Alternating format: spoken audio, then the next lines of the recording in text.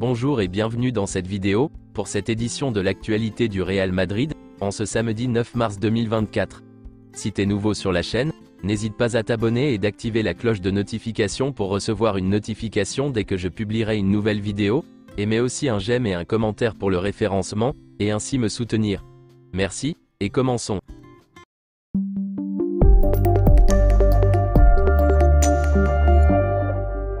Tout d'abord souhaitons un joyeux anniversaire au président du Real Madrid, Florentino Pérez, qui fêtait hier ses 77 ans. Il a remporté 60 trophées en tant que président du Real Madrid Football et Basket. Le Real Madrid s'est contenté d'un match nul face à Leipzig, lors de son 8e de finale retour de la Ligue des Champions, et a fait valoir le 1-0 ramené de l'aller pour valider son billet pour l'écart. Vinicius Junior a ouvert le score en faveur de notre équipe à la 65e minute, avant que la formation allemande n'égalise dans la foulée à la 68e minute. Le Real Madrid a fait le dos rond jusqu'à la fin, et sera bien présent lors du tirage au sort du 15 mars prochain à Nyon. Carlo Ancelotti a comparu en salle de presse du stade Santiago Bernabéu, et y a analysé la qualification du Real Madrid face à Leipzig pour les 8e de la Ligue des Champions. L'Italien a déclaré ceci. « Nous avons souffert durant le match, plus que nous pensions. Ça a été compliqué et nous avons mal joué. Nous sommes désormais heureux d'atteindre les quarts de finale. Nous nous sentons mieux que jamais, car nous comptons 7 points d'avance en Liga, et sommes en quart de la Ligue des Champions. Si on m'avait dit cela au début de saison, j'aurais signé. Nous devons être critiques car cela s'est reproduit. Quand nous avons une petite avance, nous ne savons pas bien la gérer au niveau mental. Nous ne pressons pas et mettons peu d'intensité. Je me suis peut-être trompé dans l'équipe que j'ai alignée, mais je voulais mettre plus d'intensité et d'énergie, mais nous n'en avons pas fait preuve. Nous devons progresser dans ce domaine et évaluer ce que nous n'avons pas bien fait. Gérer une avance? Je voulais mettre des milieux de terrain avec de l'énergie pour presser haut, maintenir un RIHTM élevé et éviter les contres.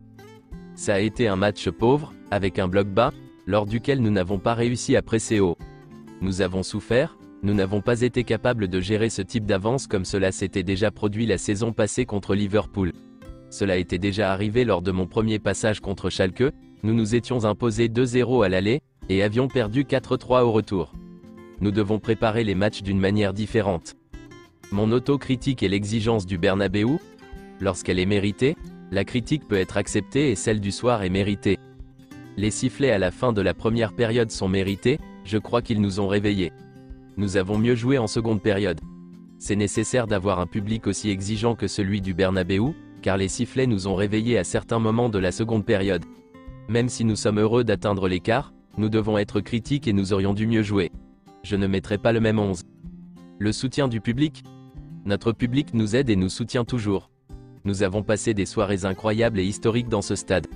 Ce soir n'a pas été une bonne soirée par certains aspects, mais nous avons maintenant un nouveau quart de finale au Bernabéu, l'ambiance sera encore une fois spectaculaire. Le but de Vinicius Junior? J'ai revu l'action du but et tout est spectaculaire, la passe, le démarquage, et le tir. Vinicius Junior a ensuite poussé l'adversaire, mais cela ne m'a pas semblé valoir un rouge. La fatigue mentale? Nous avons perdu de la fraîcheur, nous avons eu moins le contrôle, de la verticalité dans nos actions et des possessions sans intérêt. Nous devons retrouver ça rapidement. Nous avons 2 matchs avant la trêve. Nous aurons alors le temps de nous décharger mentalement, car l'équipe est fatiguée dans ce domaine. Après la trêve, nous reviendrons meilleurs. Nous aurons peut-être Courtois et Militao pour les quarts de finale, c'est une bonne nouvelle. Le changement tactique? Au niveau défensif, c'était important d'avoir le contrôle sur Olmo et Simons avec Tchouaméni et Camavinga. C'était là qu'était le danger à l'aller. Nous avons opté pour un 4-3-3 pour que Kroos puisse être un peu plus haut. Ils ont bien maîtrisé la sortie du ballon depuis derrière avec les 2 centraux et les 2 intérieurs, cela nous a posé des problèmes et nous n'avons pas été capables de mettre un pressing plus haut. Nous avons changé de système, et j'ai mis un attaquant de plus avec Rodrigo. J'ai mis une ligne de 4 avec Tchouaméni et Kroos au poste de pivot, avec Bellingham sur la gauche et Valverde sur la droite. Si j'avais dû changer quelqu'un dans le match, j'aurais dû remplacer jusqu'à l'entraîneur. Le nouveau format de la Ligue des Champions? Je le connais plus ou moins.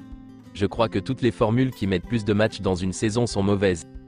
Hier le leader de la Liga s'est exercé à la Ciudad Real Madrid, où il prépare le match contre le Celta Vigo, correspondant à la 28e journée de championnat, qui se disputera au stade Santiago Bernabéu, dimanche soir. L'effectif a commencé la séance par du travail d'échauffement articulaire.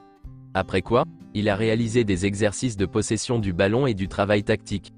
L'entraînement s'est terminé par plusieurs matchs sur un terrain aux dimensions réduites, et de la course. Courtois, Militao et Alaba ont poursuivi leur processus de récupération.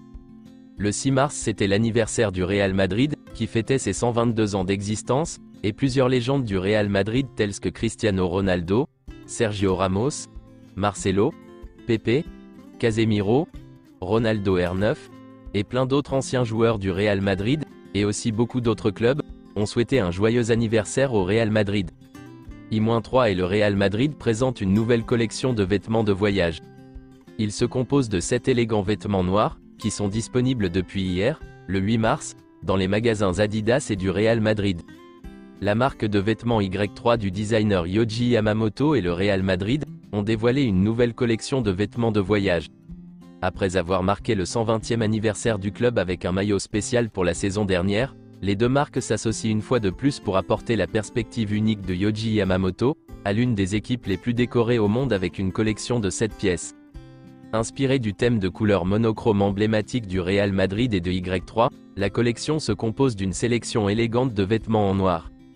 Confectionné à la croisée de la couture et du sportswear, il comprend un polo à manches courtes, un polo à manches longues, un short, un pantalon de survêtement, une chemise de sport, un haut d'entraînement et une veste en simili-cuir haut de gamme.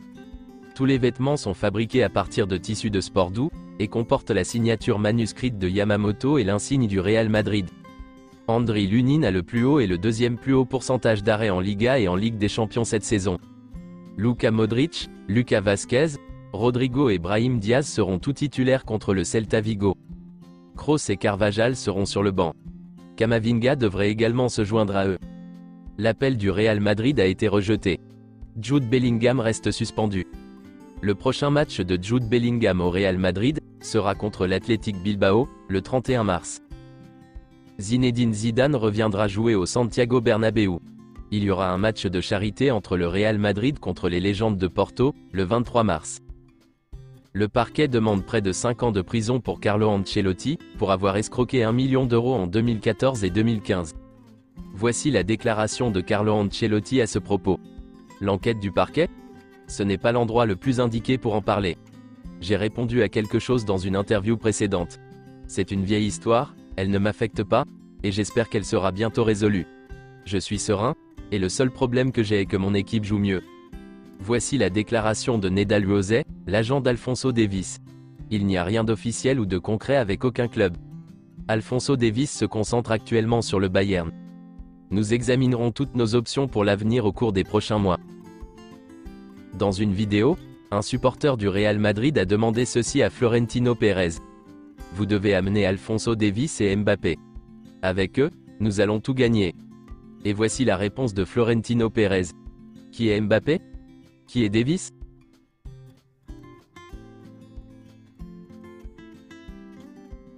Selon Fabrizio Romano, Kylian Mbappé quittera le PSG, rien ne changera. Une communication officielle est attendue, dès que Mbappé aura complété l'accord avec le Real Madrid, qui progresse très bien. C'est tout pour cette édition de l'actualité du Real Madrid, et merci d'avoir suivi la vidéo. Abonne-toi et mets un j'aime si t'as aimé la vidéo, et mets aussi un commentaire en donnant ton avis, et à la prochaine pour plus d'infos sur le Real Madrid.